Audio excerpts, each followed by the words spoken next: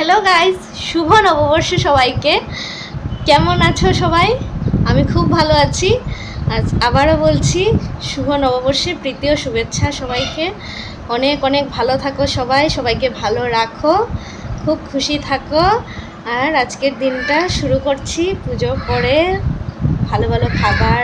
আমাদের কালচারে তো এটাই যে ভালো ভালো ভালো ভালো মানে সব কিছু ভালো ভালো করলে আমরা এটা বিশ্বাস করি যে নববর্ষের দিনে যদি সব কিছু ভালো ভালো করা হয় তাহলে পুরো বছরটাই ভালো যায়। তো এইভাবেই শুরু হচ্ছে দিনটা। সবাই ভালো থাকো, ভালোভাবে কাটুক সবার নতুন বছর, ভালো মতো শুরু হোক, এটাই রইল শুভেচ্ছা। আর পাশে থাকো, সাথে থাকো, দেখতে থাকো ব্লগ। তো এইভাবে শুরু হয়েছে আমাদের নববর্ষের দিনটা ঠাকুরকে পুজো করে। তো যেরকম সবাই করে আমরাও করেছি। গণেশ ঠাকুরকে ওই দিন পুজো করে সবাই। তো পুরোহিত ডাকিনি, নিজেরাই পুজো করেছি যেভাবে করতে হয়। একটু দূর্বা, লাল ফুল এইসব দিয়ে, মোদক, লাড্ডু যা যা বাবা ভালোবাসে ওইসব দিয়ে একটু পুজো করেছি, নিজেরাই করেছি।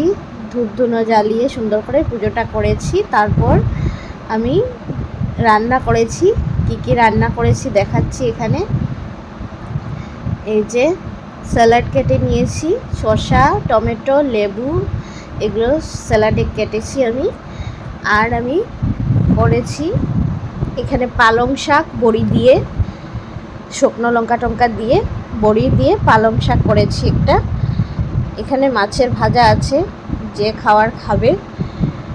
আর আছে এই যে ইলিশ মাছের ডিম ভাজা, ইলিশ মাছের তেল, ইলিশ মাছের ডিম ভাজা এখানে করেছি আমি। আর করেছি আমি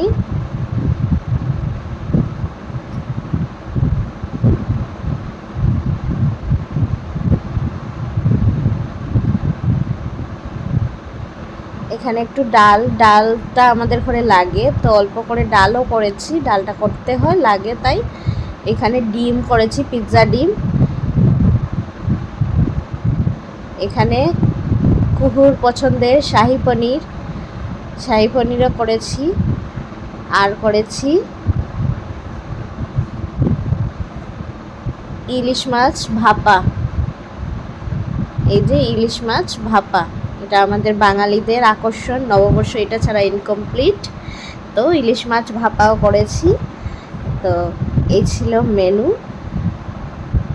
আচ্ছা, তারপর একটু সাজিয়ে গুছিয়ে এইভাবে নিলাম তোমাদের জন্য। ভাবলাম একটু এরকম করে সাজিয়ে গুছিয়ে প্লেট খাবার দিই আর তোমাদের সাথে একটু শেয়ার করি।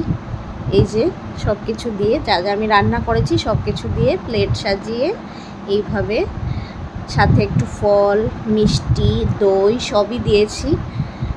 দই এগুলো তো আমাদের ট্রেডিশন, নববর্ষের দিন মিষ্টি, দই এগুলো খাওয়া। তো এইসব সব কিছুই ছিল। একটু ফলও কেটেছি, যেহেতু এখন তরমুজের সিজন, তো তরমুজও দিয়েছিলাম একটু কেটে। তারপর এই যে সন্ধেবেলা নিমকি দিয়ে চা খাওয়া হয়েছে।